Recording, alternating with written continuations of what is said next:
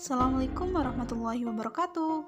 Halo teman-teman, saya Dinar Salsabila akan menjelaskan mengenai bentuk layanan pendidikan dan kebutuhan ARBK ADD atau ADHD atau Attention Deficit Hyperactive Disorder. Yuk disimak langsung. ADD atau ADHD merupakan singkatan dari Attention Deficit Hyperactive Disorder yang berarti gangguan pemusatan perhatian disertai hiperaktif. Nah, ciri utama ADHD sendiri ada 3. Yang pertama, kesulitan mengendalikan impuls.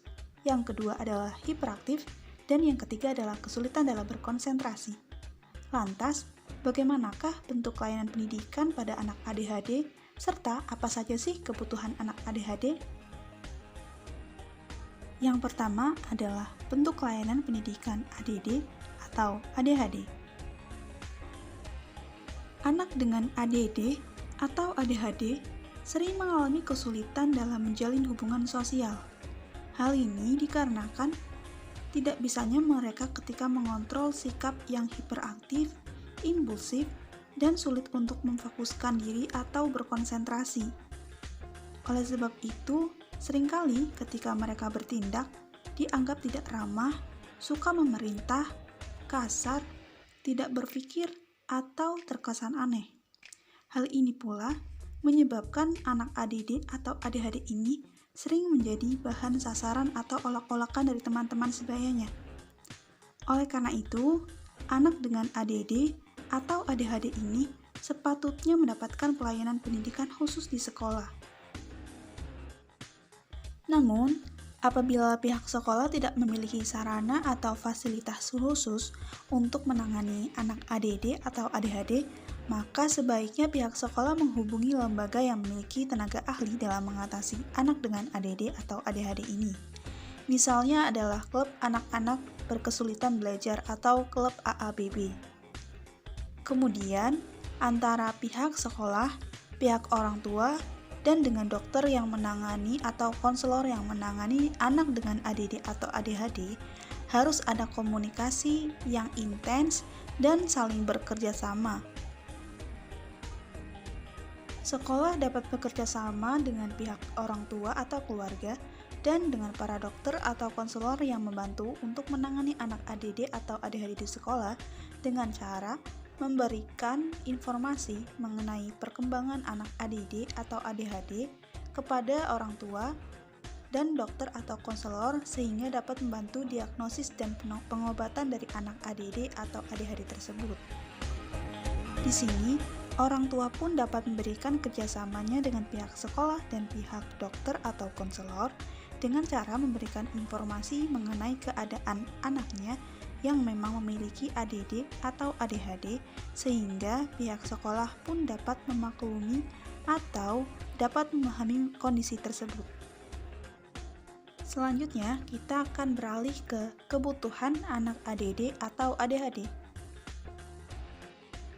Berdasarkan masalah yang dialami dan dimiliki oleh anak dengan ADD atau ADHD ini, maka mereka memiliki kebutuhan yang diklasifikasikan menjadi 2, yaitu kebutuhan pengendalian diri dan kebutuhan belajar. Untuk kebutuhan pengendalian diri ini, lebih berkaitan dengan bagaimana caranya untuk mengurangi atau menghilangkan hiperaktivitas, meningkatkan rentang perhatian atau konsentrasi, serta mengendalikan impulsivitas.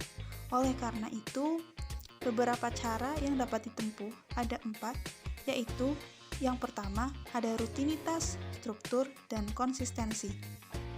Nah, supaya rutinitas, struktur, dan konsistensi ini dapat terpenuhi atau terwujud, maka dapat dibuat jadwal harian dalam bentuk visual dan ditempelkan di tempat yang dapat dilihat oleh mata. Kemudian, jangan lupa pula untuk menerapkan prinsip konsistensi dengan memberikan reward ketika anak dengan ADHD atau ADD tersebut bertingkah laku positif dan sesuai dengan aturan, dan jangan lupa memberikan konsekuensi atau hukuman apabila anak melanggar dari aturan yang telah disepakati bersama.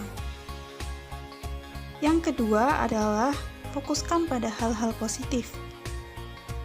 Misalnya adalah dengan memberikan reward atau penghargaan atas usaha yang telah dilakukan oleh anak tersebut, walaupun hasilnya belum maksimal. Kemudian, jangan lupa pula untuk mencari aktivitas mana yang paling disukai oleh anak sehingga dapat dikembangkan lebih maksimal dan lebih optimal lagi. Yang ketiga adalah dengan berikan penjelasan yang sederhana dan singkat. Agar anak dapat memahami apa yang kita sampaikan, maka penjelasan yang diberikan pun harus menggunakan kata-kata yang sederhana, singkat, dan diusahakan dalam situasi yang setenang mungkin. Hal ini bertujuan supaya anak tidak tertarik dengan perhatian yang lain. Kemudian pastikan bahwa anak tersebut mendengarkan apa yang kita sampaikan dan jangan sampai anak tersebut melamun atau melakukan aktivitas yang lain. Disarankan pula supaya kita menggunakan nada suara yang bervariasi, supaya tidak monoton, datar, dan anak pun tidak bosan. Kemudian yang keempat adalah menghindari argumentasi dan eskalasi.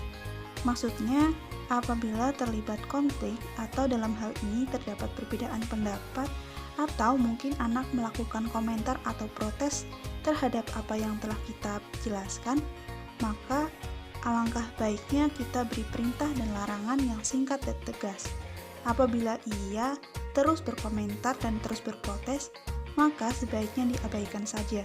Karena kita pun perlu menyadari bahwa anak ADHD tersebut tidak mungkin dituntut untuk berperilaku teratur dan selalu mentaati norma-norma sosial. Yang penting, apabila anak tersebut melakukan perilaku yang sesuai, maka berikan dia reward atau penghargaan. Dan sebaliknya, apabila ia melakukan pelanggaran, maka ia pun akan mendapatkan punishment atau pelanggaran. Untuk kebutuhan yang kedua adalah kebutuhan untuk belajar. Sebagaimana pada umumnya, anak ADHD pun ingin supaya untuk mengembangkan dirinya dengan melalui belajar. Namun, seperti yang kita ketahui, anak tersebut memiliki beberapa keterbatasan, utamanya adalah mengenai konsentrasi. Maka dari itu, di sini dibutuhkan pengajar yang mampu menghadapi anak ADHD tersebut dengan pengetahuan dan keterampilan yang lebih, yaitu yang paling mendasar adalah ketangguhan, kesungguhan, serta kesabaran yang dapat membantu anak tersebut dapat belajar, sebab anak tersebut memang beda daripada yang lain. Ketika proses belajar berlangsung, tempat belajar pun harus diperhatikan settingnya. Yang paling utama, tempat belajar tersebut harus tenang, kondusif, dan terkendali, sehingga anak ADD atau ADHD tersebut pun fokusnya dapat tertuju pada satu, tidak terpecah belah. Selanjutnya, terdapat penanganan ADD atau ADHD di sekolah. Terdapat dua teknik dalam menangani anak ADD atau ADHD. Teknik yang pertama adalah dengan cara menghilangkan atau mengurangi tingkah laku yang tidak dikehendaki. Yaitu langkah-langkahnya, pertama, carilah alasan mengapa peserta didik atau anak dengan ADHD melakukan hal-hal yang tidak dikehendaki. Kemudian, carilah tingkah laku yang tidak dikehendaki tersebut dan ubahlah menjadi hal-hal yang lebih positif. Teknik yang kedua adalah dengan mengembangkan tingkah laku yang dikehendaki dengan cara memberikan ulangan penguatan atau reinforcement. Selanjutnya, terdapat contoh teknik dari menangani peserta didik atau anak dengan ADD atau ADHD. Yang pertama adalah brain gym. Brain gym ini dilakukan untuk mengalihkan perilaku hiperaktif dari anak ADD atau ADHD. Kemudian dilakukan dengan cara menggambarkan simbol tak terhingga. Biasanya gerakan ini disebut dengan gerakan lazy eye, yang berfungsi untuk mengaktifkan mata kiri dan kanan secara bersamaan, serta memadukan bidang penglihatan kanan dan kiri. Gerakan ini dilakukan dengan jari tangan, siku, pundak, dengan menjentikan jari di lantai, di meja, dengan menggenggam kedua tangan, gerakan gajah dan kepala ditempelkan di bahu, dan serta mengatupkan tangan secara terbalik. Di dalam brain gym, terdapat beberapa macam gerakan, diantaranya adalah gerakan brain button atau tombol otak, cross crawl atau gerakan silang, dan hooks up atau gerakan kite relax. Nah, setelah anak ADD atau ADHD menguasai semua gerakan tersebut, kemudian dapat divariasikan menjadi sebuah jalinan brain gym pada cerita. Kemudian, senam otak atau brain gym ini mampu memberikan dampak kepada perilaku hiperaktif, yaitu dengan cara mengalihkan aktivitas-aktivitas berlebih yang ingin dilakukan oleh anak ADD atau ADHD dan mengontrol sikap dan tingkah lakunya. Contoh yang kedua adalah mind mapping atau membuat mind map atau peta pikiran. Nah, peta pikiran ini sangat berguna sekali untuk meningkatkan konsentrasi pada anak dengan ADHD. Peta pikiran atau mind map adalah cara termudah untuk menempatkan informasi ke dalam otak dan mengambil informasi keluar otak. Nah, di dalam mind map ini, tiap materi pelajaran mempunyai pokok-pokok bahasan terpenting. Kemudian, pokok bahasan tersebut akan digunakan dalam pembuatan peta pikiran atau mind map.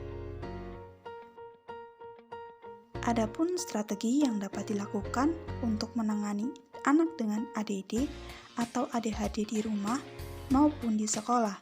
Yang pertama adalah dengan membuat rutinitas harian yang sama. Yang kedua adalah mengatur kegiatan harian.